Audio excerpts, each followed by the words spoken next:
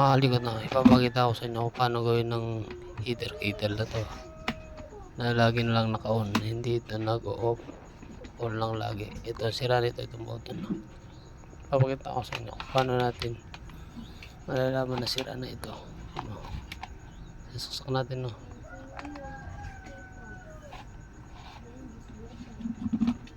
Ayaw na yung kanyang switch on, no, dahil automatic na itong naka-on. Sira kasi nito yung button eh. Tingnan mo, naka-on na agad kahit yung switch niya ay naka-off. Ayan, no. Yan ang gagawin natin.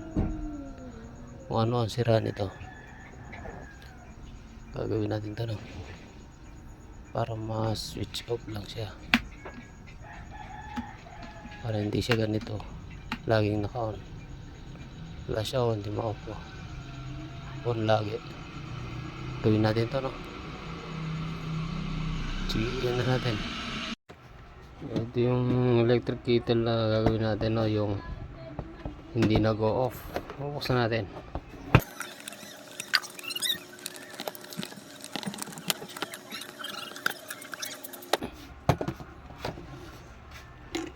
So ito na mga ikot, no. Gagawin lang natin dito, may spring to.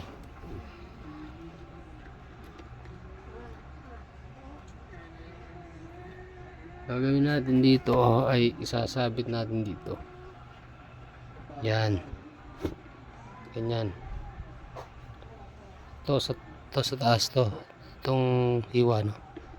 Ganyan mo, tapos ito kailangan siyang nakaganon.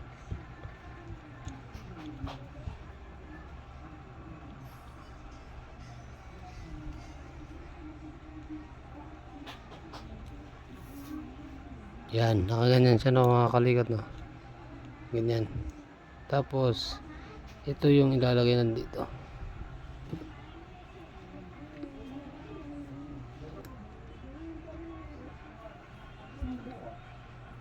Ganyan, no. Tapos tutulak natin dito, sasabit natin dito.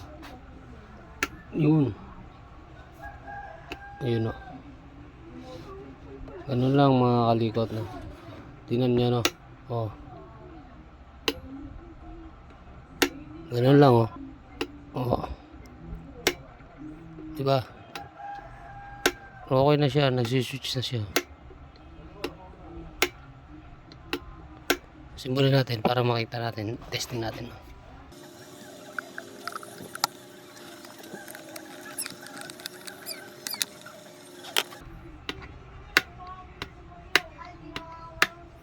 Lalagyan natin ng tubig, no. Natin yung isang basong tubig.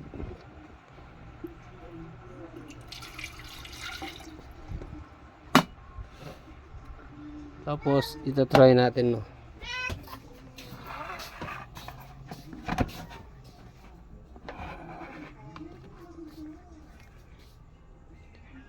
Saksakan na natin, no, mga kalikot, no.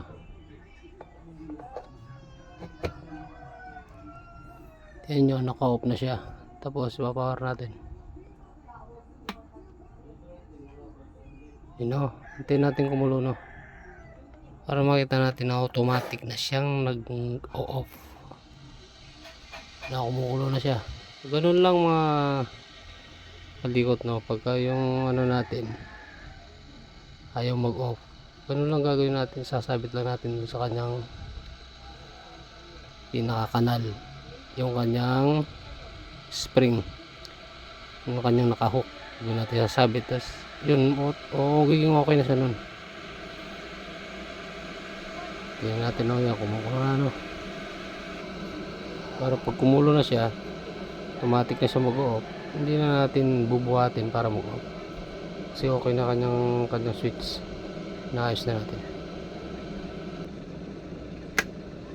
Ayun, no. Dugop na siya, no, mga kalikot, no. Ibig sabihin, kumulo na siya, okay na siya. Ganun lang gagawin natin pagka yung ating kettle ay hindi nag-o-off. So, ganun na lang. Salamat. Sana meron kayong napulot na konting kaalaman.